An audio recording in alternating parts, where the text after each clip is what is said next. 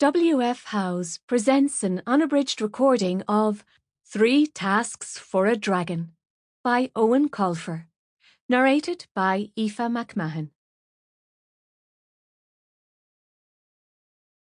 Chapter 1. The Disappointing Prince.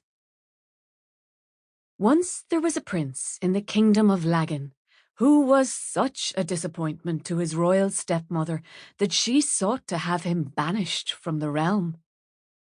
"You cannot ride a horse, Prince Lear," said Queen Niamh one evening after dinner in the great hall. "You can barely lift a sword, and you cannot summon the wolf-hounds."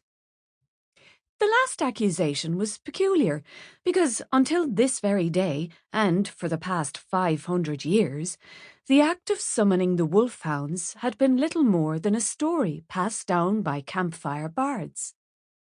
Summoning the wolf-hounds involved standing on the balcony built into the wolf-hound's tooth, a towering spire of sandstone and ivory, and hoping the large shaggy dogs gathered below. The legend had it that in times gone by, kings had been chosen because of their magical bond with the majestic wolf-hounds of Lagan city and dominion. But no true wolf-hound king had summoned the hounds in half a millennium. And for coronations and royal weddings, the wolf-hounds had to be played by school children in costume, as the dogs themselves were reluctant to show up for state occasions.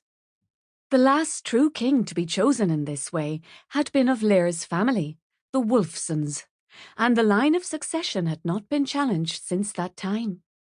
But now it seemed as though the prince's poor dead father would be the last Wulfson king, as Lear had, unsurprisingly, failed the wolfhound test that very morning for the 3rd time in a week, and his father had had no more children with either of his wives.